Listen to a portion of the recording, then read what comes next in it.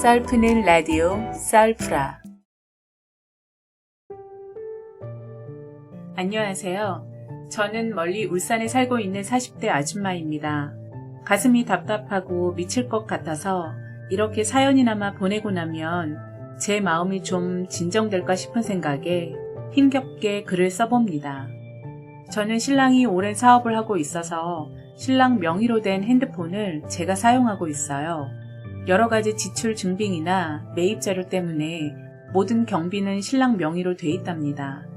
매달 신랑이 제게 생활비를 이체해주면 제 폰에서 은행 입출금 내역, 카드 사용 내역까지 모두 저한테 문자로 알림이 옵니다. 그러던 어느 날 제 폰에 저장된 신랑의 공인인증서 만료기한이 떴고 연장하라는 메시지가 나오더라고요. 그런데 1년 전에 설정한 비번을 제가 기억을 못하고 자꾸 잘못 입력을 하다 보니 비밀번호가 오류가 되면서 사용 정지가 되어버렸어요. 그래서 신랑에게 신랑 폰에 깔려있는 공인인증서를 복사를 한다고 잠시 신랑 폰 패턴을 해제해달라고 말한 뒤 공인인증서 재발급을 하고 있었죠. 그러던 중 낯선 번호의 문자가 연속으로 들어와 있는 것을 확인하게 되었습니다. 문자 내용을 보고 저는 경악을 금치 못했고 이미 남편의 외도는 시작 단계가 아닌 오래전부터 시작되어 상당히 깊은 사이였다는 걸 문자를 보고 알게 되었어요.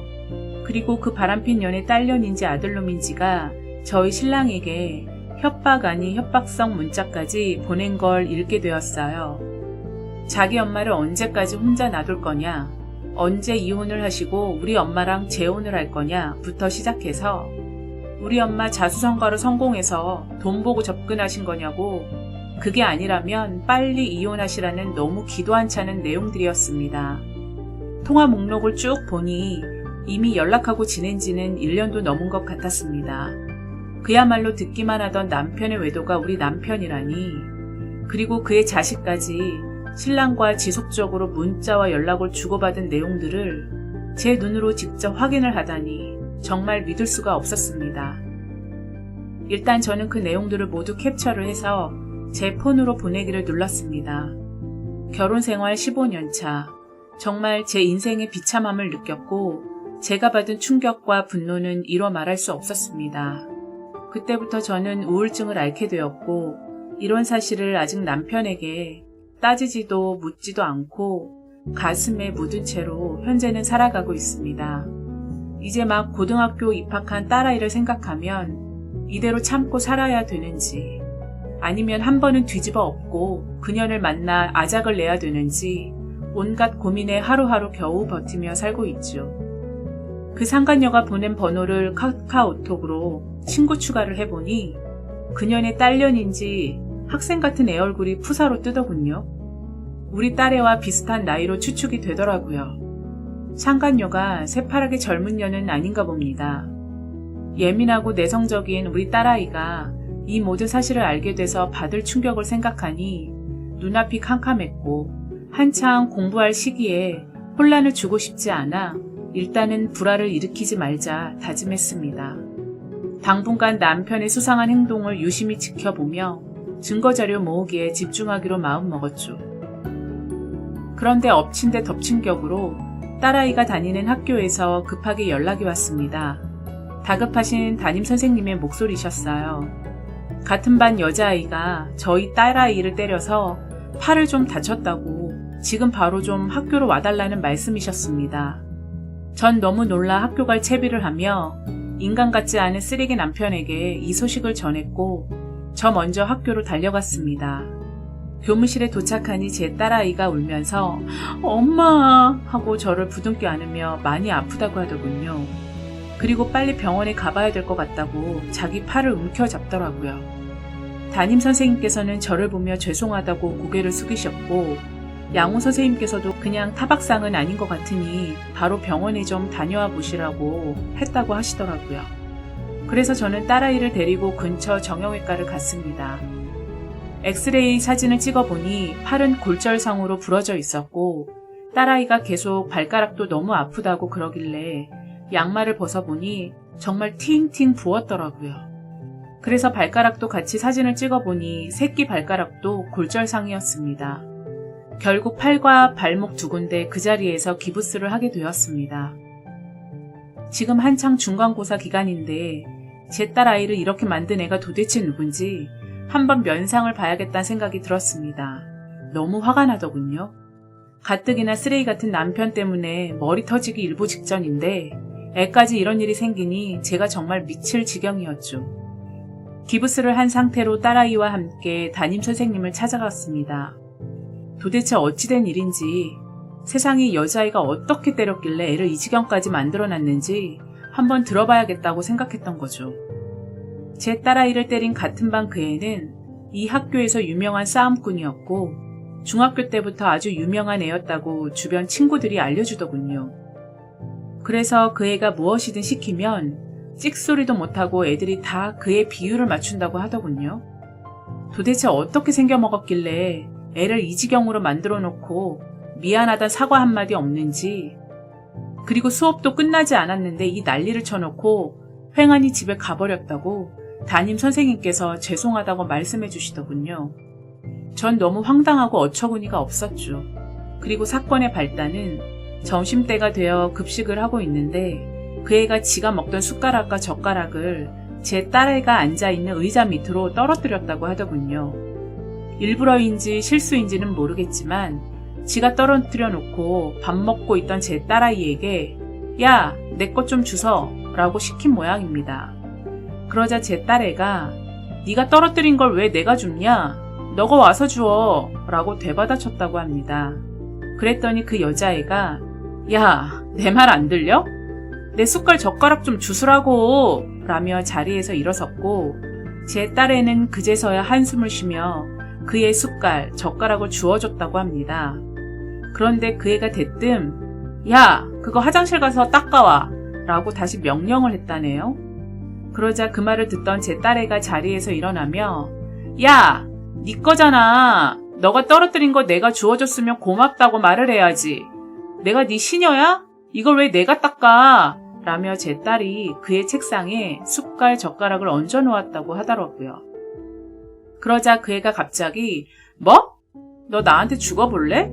시키면 시키는 대로 할 것이지 이게 어디서 말대꾸야 라며 제 딸의 머리채를 잡기 시작했고 그 상태로 끌려가 뒤에 사물함에 머리를 한번 부딪히고 서로 엉키며 싸우다 팔이 꺾인 것 같다고 그 반의 반장이란 친구가 자세하게 말을 해주었습니다. 그러면서 발가락이 사물함 밑에 끼어서 같이 다친 것 같다고 하더군요. 전 그 얘기를 듣는데 정말 피가 거꾸로 솟구치는 것만 같았어요.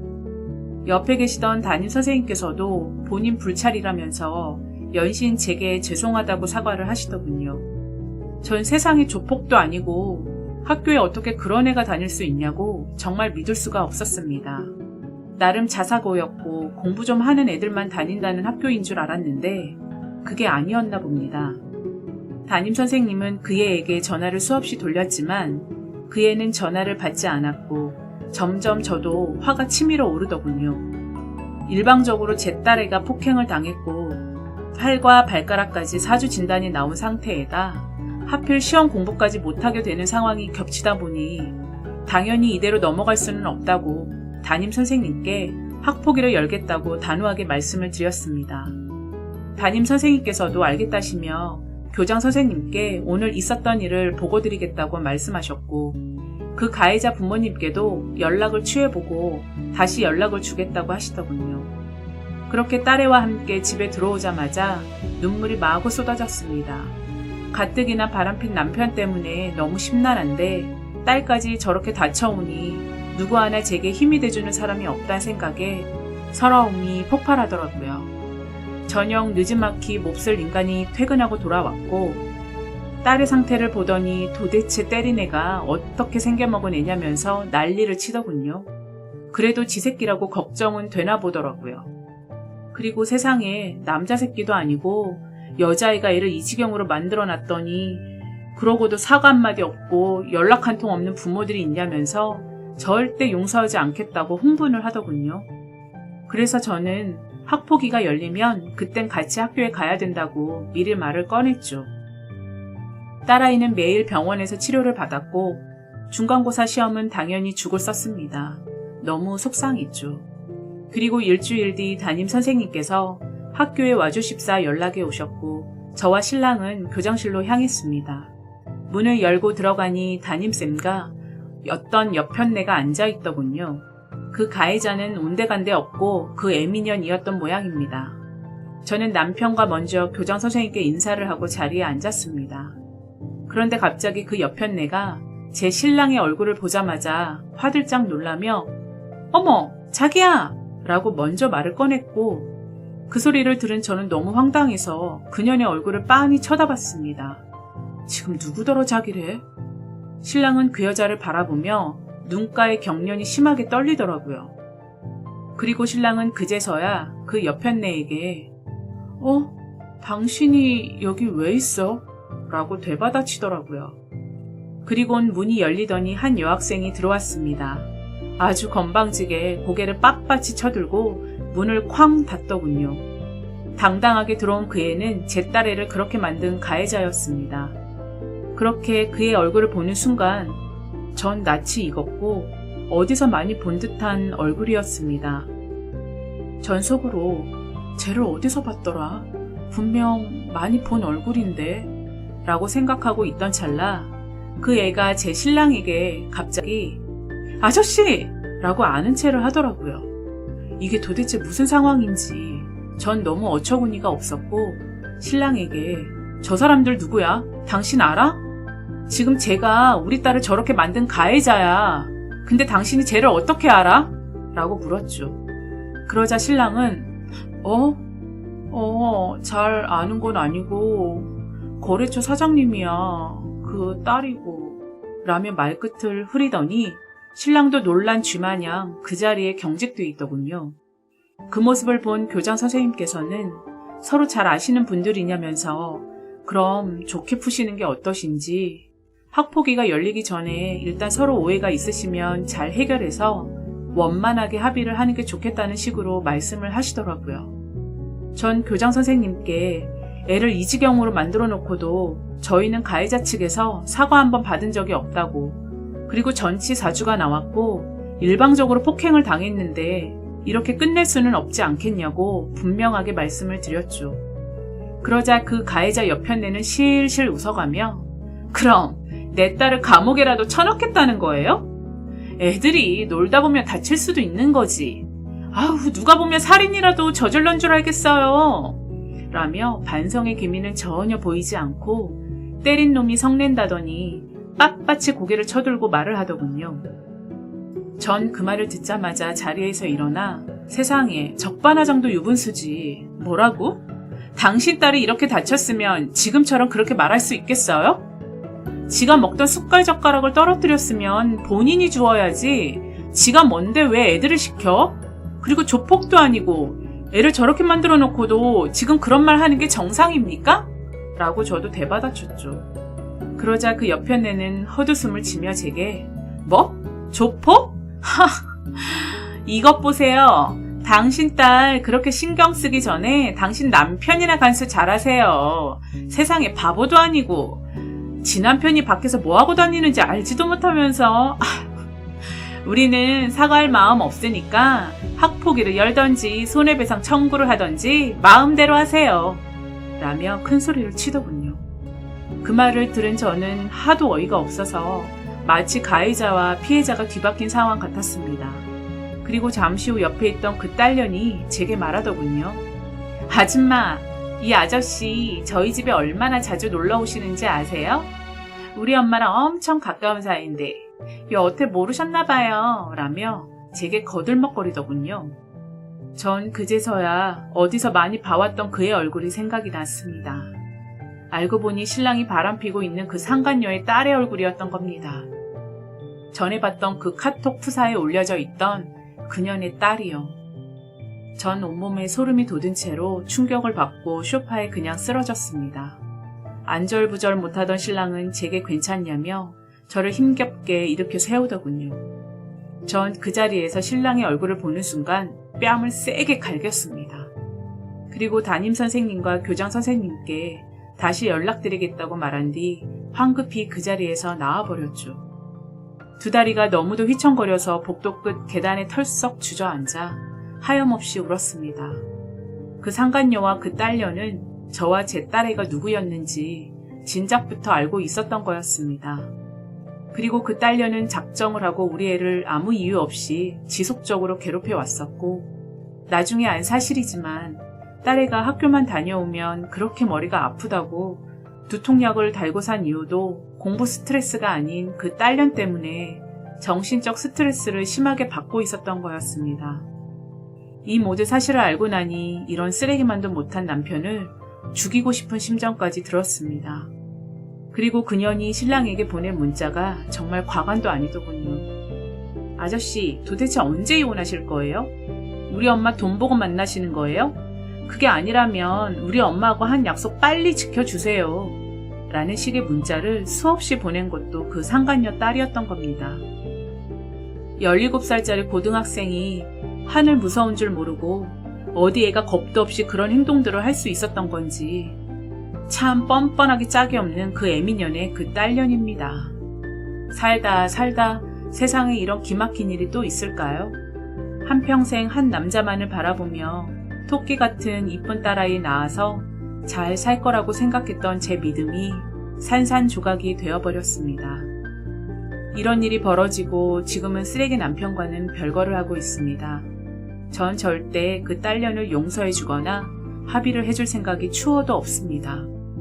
나와 내 자식 눈에 이렇게 피눈물 나게 하는데 이렇게 참고만은 있을 수 없죠. 현재는 남편과 그녀를 상대로 이혼 소송과 상간녀 위자료 소송을 준비하고 있습니다. 주고받은 문자 내역, 통화 내역 목록 등 증거 자료는 차고 넘쳤고, 그리고 그 딸년에게는 치료비 보상과 정신적 충격에 따른 위자료 및 손해배상까지 모두 청구할 예정입니다. 아직까지도 생각하면 생각할수록 화가 치밀어 올라 정말 입에 담을 수 없는 욕을 매일 하고 삽니다. 요즘은 정신과 역으로 하루하루 버티며 힘겹게 살아가고 있고요. 앞으로 더 넘어야 할 큰 산들이 기다리고 있을 텐데 잘 버티고 이겨낼 수 있겠죠? 왜냐하면 전 엄마니까요. 긴 글 들어주셔서 감사합니다. 구독과 좋아요는 썰프라에 큰 힘이 됩니다. 감사합니다.